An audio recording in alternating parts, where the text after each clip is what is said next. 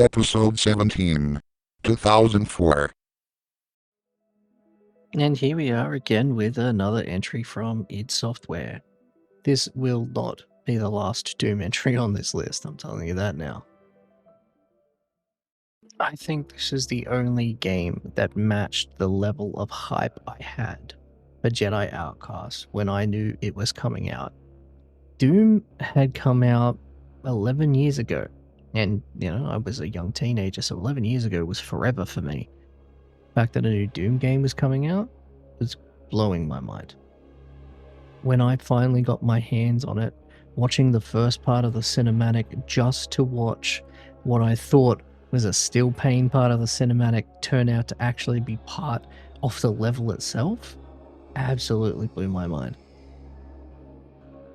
Now, what threw me off about the beginning of the game is like, hang on a sec, you're not the kick-ass Doom guy, you're just some random Marine getting ordered around. I thought this was meant to be a sequel. It didn't feel like a sequel. This is one of the problems that this game had. It kind of didn't feel like Doom, to be honest.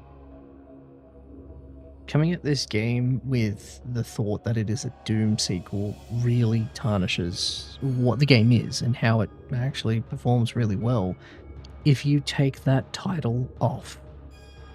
From my perspective, if you take away the whole demon aspect of it and change it to a zombie virus that's getting away and mutating people on Mars or something like that, you take away the labels that are Doom, then this game is good. It has a completely different atmosphere from the previous Dooms. Instead of it being you're a badass demon killing machine, you're a guy trying to survive in a facility that is falling apart and just full of hostile elements that want to destroy you. As a horror game, standing alone outside of the Doom franchise, I think it was great. Thematically, it was good. Yeah, some of the guns were trash, but the monsters looked cool, the gore looked cool. It really shouldn't have been a Doom sequel.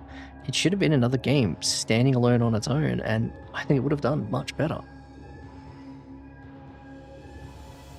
But needless to say, I enjoyed the game. Not as a Doom sequel, but just as the game standing on its own. So, let's get with the scoring. Starting with fun factor.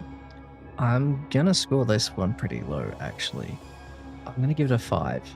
Not because the game wasn't fun or good, but it seemed to drop off after the first few levels.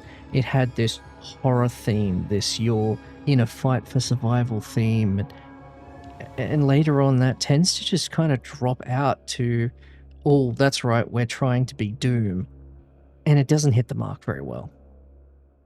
Graphics. When this game came out, I had seen nothing like it. The fact that there were interactive game panels inside the level, inside the textures, was revolutionary. That's a 10 out of 10 for me for back in these days.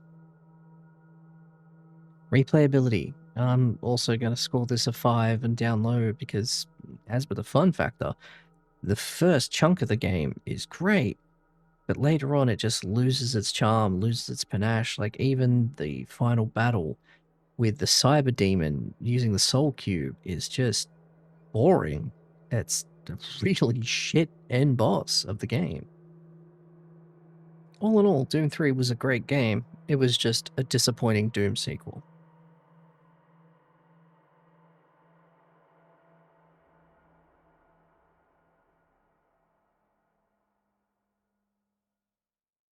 And now, for the reason this episode felt so rushed, it's time for the honorable mentions of 2004.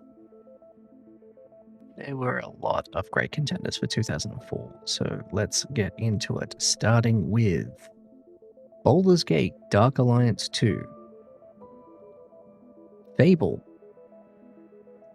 Half-Life 2, Halo 2, Knights of the Old Republic 2, Star Wars Battlefront, and Vampires the Masquerade Bloodlines.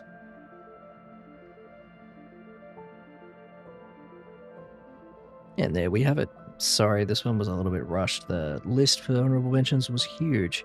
But thank you so much for watching the video, and thank you for coming along on this journey with me, and I hope to catch you in the next video. Until then, bye-bye!